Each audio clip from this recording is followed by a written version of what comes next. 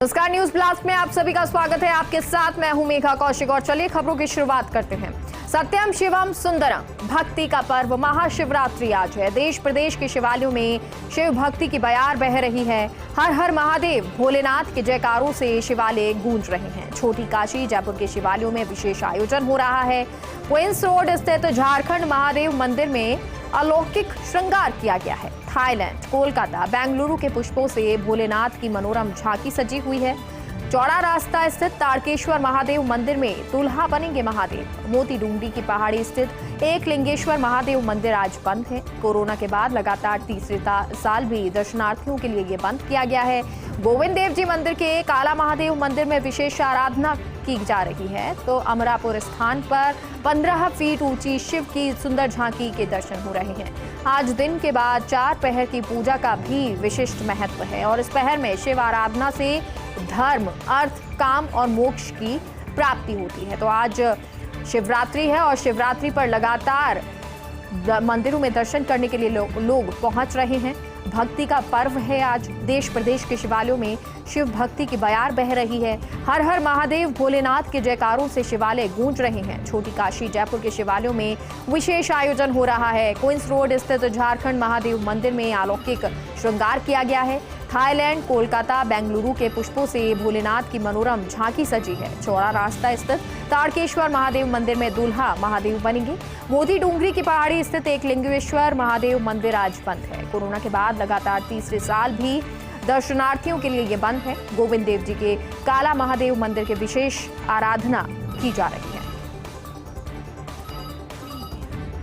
दिल्ली से खबर है, भारत बनाम ऑस्ट्रेलिया दूसरा टेस्ट दूसरे दिन का खेल खत्म होने तक ऑस्ट्रेलिया फ्रंट फुट पर। ऑस्ट्रेलिया के पास अब कुल 62 रन की बढ़त है। दूसरी पारी में ऑस्ट्रेलिया ने आज 1 विकेट खोकर 61 रन बनाए, जबकि ऑस्ट्रेलिया ने पहली पारी में बनाए थे 263 रन। भारत की पहली पारी में समाप्त हुई थी 262 रन पर।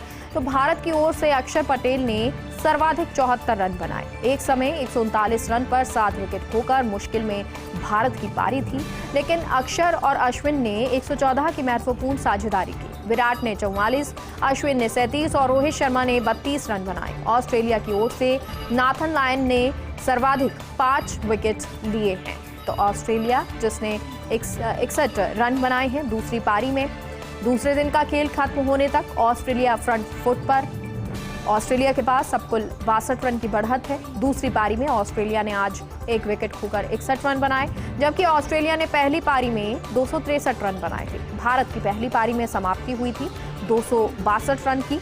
भारत की ओर से अक्षर पटेल ने सर्वाधिक 74 रन बनाए और एक समय 139 रन पर 7 विकेट खोकर मुश्किल में भारत की पारी थी, लेकिन अक्षर और अश्विन ने 114 की महत्वपूर्ण साझेदारी की और विराट ने 44, अश्विन ने 37 और रोहित शर्मा ने 32 रन बनाए। ऑस्ट्रेलिया की ओर से नाथन लायन ने सर्वाधिक 5 विकेट लिए। राजस्थान में फरवरी में सताने लगी गर्मी। फरवरी में मई जून जैसी गर्मी से आम आदमी परेशान है। पिछले 24 घंटे में प्रदेश का अधिकतम तापमान 38 डिग्री तक पहुंचा है। न्यूनतम तापमान में भी 5 डिग्री तक की बढ़ोतरी दर्ज की गई है। मौसम विभाग के अनुसार 4 दिनों में तापमान में और बढ़ोतरी की संभावना है। हालांकि 22 फरवरी बाद उत्तरी हवाओं का असर दिख सकता है और इसके चलते तापमान में मामूली गिरावट हो सकती है। 21 जिलों में तापमान 30 डिग्री सेल्सियस से ज्यादा दर्ज किया गया है। वेस्टर्न डिस्टर्बेंस की वजह से उत्तरी हवाएं रुक गई हैं, जिसकी वजह से प्रदेश में लगातार तापमान में इजाफा हो रहा है। तो लगातार तापमान बढ़ रहा है और फरवरी में ही गर्मी सताने लग गई है। फरवरी में मई जून जैसी गर्मी से आम आदमी परेशान है। पिछले 24 घंटे में प्रदेश का अधिकतम तापमान 38 डिग्री तक पहुंच गया। न्यूनतम तापमान में भी 5 डिग्री तक की बढ़ोतरी दर्ज की गई है। मौसम विभाग के अनुसार 4 दिनों में तापमान में और बढ़ोतरी की संभावना है। ऊनो में बढ़ा चीतों का कुनबा। दक्षिण अफ्रीका से लाए गए 12 चीते पहुंचे नेशनल पार्क। मुख्यमंत्री शिवराज सिंह चौहान, केंद्रीय मंत्री भूपेंद्र सिंह यादव, नरेंद्र सिंह तोमर इस मौके पर मौजूद रहे। ऊनो आए 12 चीतों में 7 नर और 5 मादा हैं। ऊनो में अब चीतों की कुल संख्या 20 हो गई है। इससे पहले पिछले साल सितंबर में 8 चीते नामीबिया से लाए गए थे और अब एक बार फिर से चीते लाए गए हैं। ऊनो में चीतों का कुनबा बढ़ गया है। दक्षिण अफ्रीका से ये लाए गए हैं। 12 चीते नेशनल पार्क पहुंचे हैं। मुख्यमंत्री शिवराज सिंह चौहान, केंद्रीय मंत्री भूपेंद्र सिंह यादव, नरेंद्र सिंह तोमर इस मौके पर मौजूद रहे। कूनों आए 12 चीतों में 7 नर और 5 मादा हैं। कूनों में अब चीतों की कुल संख्या 20 हो गई है। इससे पहले पिछले साल सितंबर में 8 चीते ला गए थे नामीबिया से। पाक के रक्षा मंत्री ख्वाजा आसिफ का बड़ा कबूलनामा। पाकिस्तान दिवालिया हो चुका है, आतंकवाद हमारा मुकद्दर बन गया है। आतंकवाद की शुरुआत पाकिस्तान के नेताओं ने की थी। पाकिस्तान पहले ही चूक कर चुका है। हम एक दिवालिया देश में रह रहे हैं। पाक के रक्षा मंत्री ख्वाजा आसिफ का ये बड़ा कबूलनामा है। पाकिस्तान दिवालिया हो चुका है, आतंकवाद हमारा मुकद्दर बन गया है। आतंकवाद की शुरुआत पाकिस्तान के नेताओं ने की थी और पाकिस्तान पहले भी इस तरह की चूक कर चुका है। हम एक दिवालिया देश में रह रहे हैं।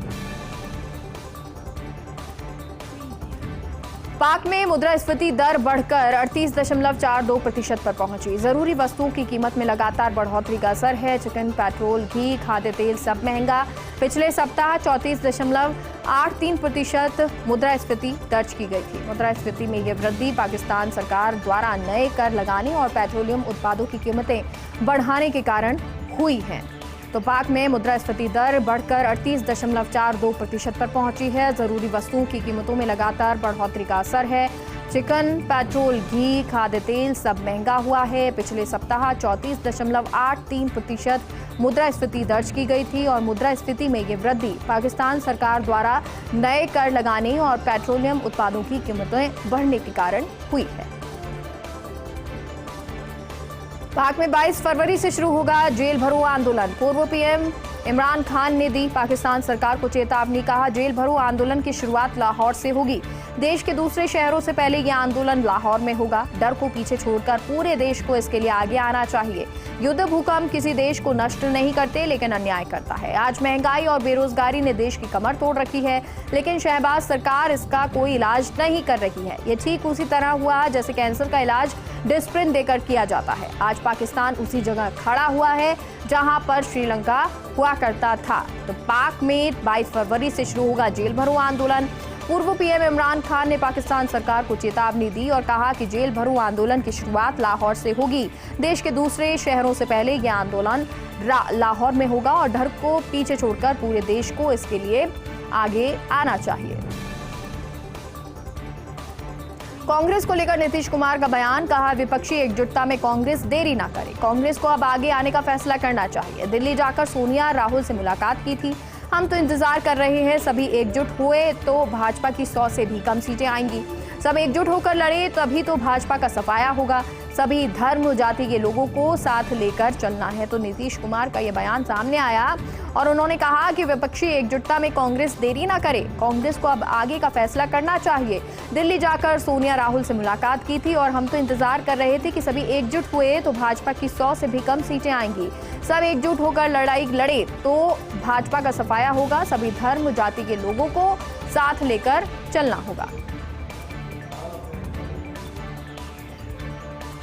महाराष्ट्र के 20वें राज्यपाल बने रमेश बैस। बॉम्बे हाईकोर्ट सीजे जस्टिस एसवी गंगापुरवाला ने दिलाई शपथ। मुख्यमंत्री एकनाथ शिंदे भी मौजूद रहे। भगत सिंह कोश्यारी ने पिछले सप्ताह इस्तीफा दिया था। शपथ लेने के बाद राज्यपाल बैस ने पूजा अर्चना की। मुंबई के सिद्धिविनायक मंदिर में ये पूजा अर्चना की है। तो महाराष्ट्र के 20वें राज्यपाल रमेश बैस बने हैं। बॉम्बे हाईकोर्ट सीजे जस्टिस एसवी गंगापुरवाला ने शपथ दिलाई है। मुख्यमंत्री एकनाथ शिंदे भी इस दौरान मौजूद रहे। भगत सिंह कोश्यारी ने पिछले सप्ताह इस्तीफा दिया था और शपथ लेने के बाद राज्यपाल बैस ने पूजा अर्चना भी की। मनीष सिसोदिया ने खलनायक से की एलजी की तुलना। दिल्ली के डिप्टी सीएम सिसोदिया ने ट्वीट कर कहा कि कोर्ट में मेरा वकील मेरा, तुम्हारा वकील भी मेरा, मेरा पक्ष मेरा, तुम्हारा पक्ष भी मेरा। एमसीडी मामले में सच छिपाने के लिए एलजी ने अफसरों को धमकाया।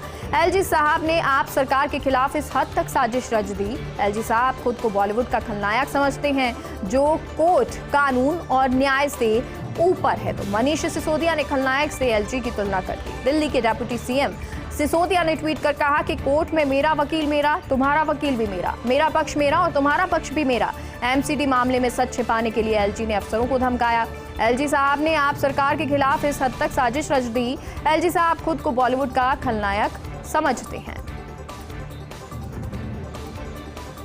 ऑस्ट्रेलिया के प्रधानमंत्री करेंगे भारत का दौरा। एंथोनी अल्बानीज जल्द ही भारत दौरे पर आएंगे। दौरे का कुछ दिन में औपचारिक ऐलान हो जाएगा। मार्च में व्यापार समझौते को अंतिम रूप देने के लिए दौरा होगा।